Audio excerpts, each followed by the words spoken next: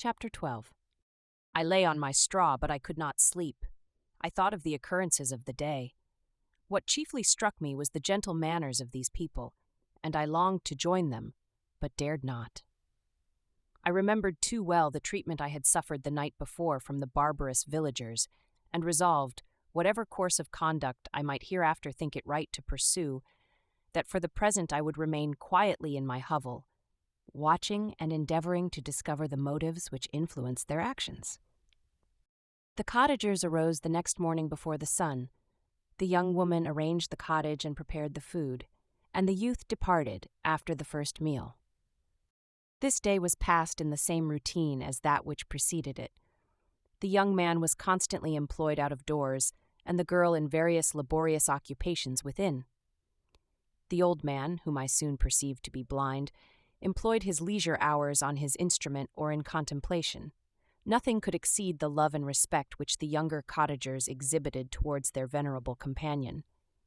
They performed towards him every little office of affection and duty with gentleness, and he rewarded them by his benevolent smiles. They were not entirely happy. The young man and his companion often went apart and appeared to weep. I saw no cause for their unhappiness, but I was deeply affected by it. If such lovely creatures were miserable, it was less strange that I, an imperfect and solitary being, should be wretched. Yet why were these gentle beings unhappy? They possessed a delightful house, for such it was in my eyes, and every luxury. They had a fire to warm them when chill and delicious viands when hungry. They were dressed in excellent clothes, and, still more, they enjoyed one another's company and speech, interchanging each day looks of affection and kindness. What did their tears imply? Did they really express pain? I was at first unable to solve these questions, but perpetual attention and time explained to me many appearances which were at first enigmatic. A considerable period elapsed before I discovered one of the causes of the uneasiness of this amiable family. It was poverty, and they suffered that evil in a very distressing degree. Their nourishment consisted entirely of the vegetables of their garden and the milk of one cow, which gave very little during the winter, when its masters could scarcely procure food to support it. They often, I believe, suffered the pangs of hunger very poignantly, especially the two younger cottagers, for several times they placed food before the old man when they reserved none for themselves. This trait of kindness moved me sensibly. I had been accustomed, during the night, to steal a part of their store for my own consumption.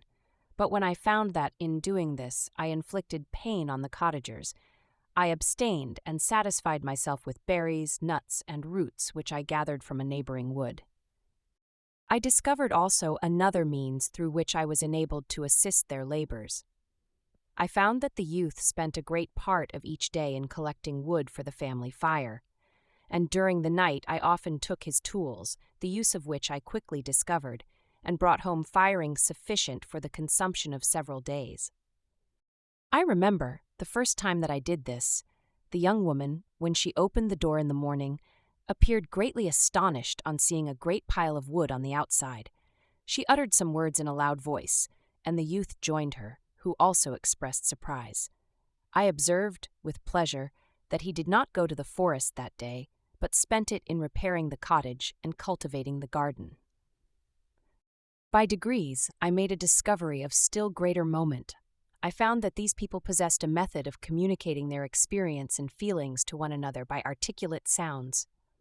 I perceived that the words they spoke sometimes produced pleasure or pain, smiles or sadness in the minds and countenances of the hearers.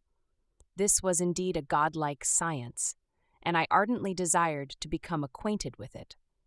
But I was baffled in every attempt I made for this purpose. Their pronunciation was quick, and the words they uttered not having any apparent connection with visible objects, I was unable to discover any clue by which I could unravel the mystery of their reference.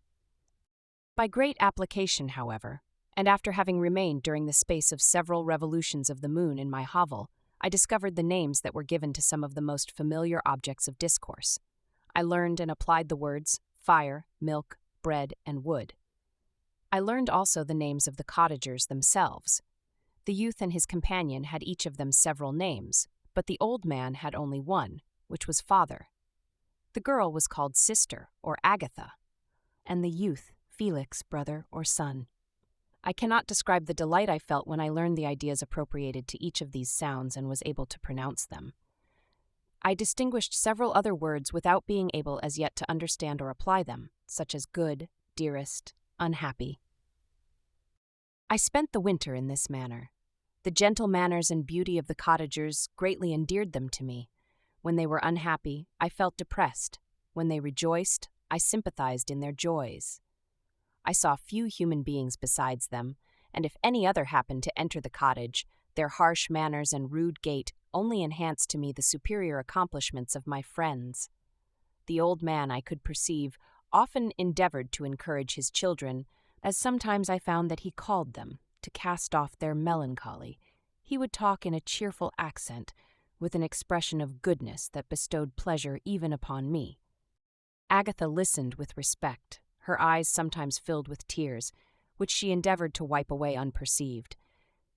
But I generally found that her countenance and tone were more cheerful after having listened to the exhortations of her father. It was not thus with Felix. He was always the saddest of the group, and even to my unpracticed senses, he appeared to have suffered more deeply than his friends. But if his countenance was more sorrowful, his voice was more cheerful than that of his sister, especially when he addressed the old man. I could mention innumerable instances which, although slight, marked the dispositions of these amiable cottagers. In the midst of poverty and want, Felix carried with pleasure to his sister the first little white flower that peeped out from beneath the snowy ground. Early in the morning, before she had risen, he cleared away the snow that obstructed her path to the milk-house, drew water from the well, and brought the wood from the outhouse, where, to his perpetual astonishment, he found his store always replenished by an invisible hand. In the day, I believe, he worked sometimes for a neighboring farmer, because he often went forth and did not return until dinner, yet brought no wood with him. At other times he worked in the garden, but as there was little to do in the frosty season, he read to the old man and Agatha. This reading had puzzled me extremely at first, but by degrees I discovered that he uttered many of the same sounds when he read as when he talked. I conjectured, therefore, that he found on the paper signs for speech which he understood, and I ardently longed to comprehend these also. But how was that possible when I did not even understand the sounds for which they stood as signs? I improved, however, sensibly in this science, but not sufficiently to follow up any kind of conversation, although I applied my whole mind to the endeavor, for I easily perceived that, although I eagerly longed to discover myself to the cottagers, I ought not to make the attempt until I had first become master of their language, which knowledge might enable me to make them overlook the deformity of my figure. For, with this also, the contrast perpetually presented to my eyes had made me acquainted. I had admired the perfect forms of my cottagers, their grace, beauty, and delicate complexions, but how was I terrified when I viewed myself in a transparent pool? At first I started back, unable to believe that it was indeed I who was reflected in the mirror, and when I became fully convinced that I was in reality the monster that I am, I was filled with the bitterest sensations of despondence and mortification. Alas, I did not yet entirely know the fatal effects of this miserable deformity. As the sun became warmer and the light of day longer, the snow vanished, and I beheld the bare trees and the black earth. From this time Felix was more employed, and the heart-moving indications of impending famine disappeared. Their food, as I afterwards found, was coarse, but it was wholesome, and they procured a sufficiency of it. Several new kinds of plants sprang up in the garden, which they dressed, and these signs of comfort increased daily as the season advanced. The old man, leaning on his son, walked each day at noon when it did not rain, as I found it was called when the heavens poured forth its waters. This frequently took place, but a high wind quickly dried the earth, and the season became far more pleasant than it had been. My mode of life in my hovel was uniform. During the morning I attended the motions of the cottagers, and when they were dispersed in various occupations, I slept. The remainder of the day was spent in observing my friends. When they had retired to rest, if there was any moon or the night was starlight, I went into the woods and collected my own food and fuel for the cottage. When I returned, As often as it was necessary, I cleared their path from the snow and performed those offices that I had seen done by Felix. I afterwards found that these labors, performed by an invisible hand, greatly astonished them, and once or twice I heard them on these occasions utter the words "good spirit," "wonderful," but I did not then understand the signification of these terms.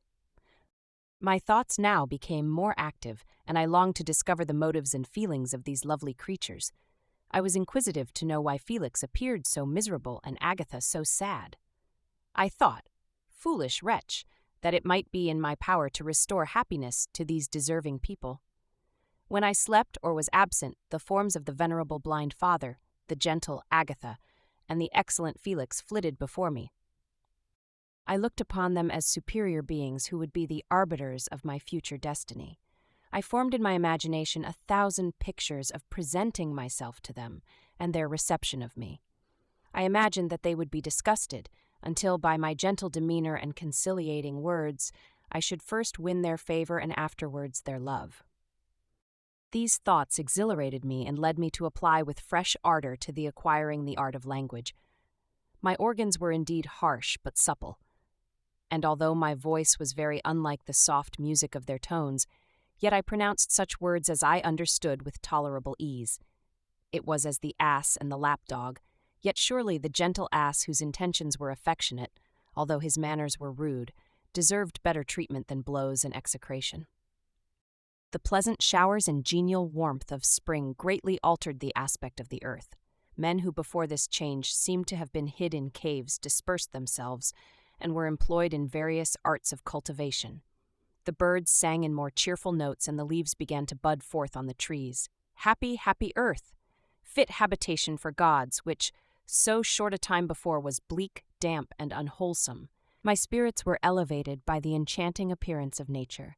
The past was blotted from my memory, the present was tranquil, and the future gilded by bright rays of hope and anticipations of joy.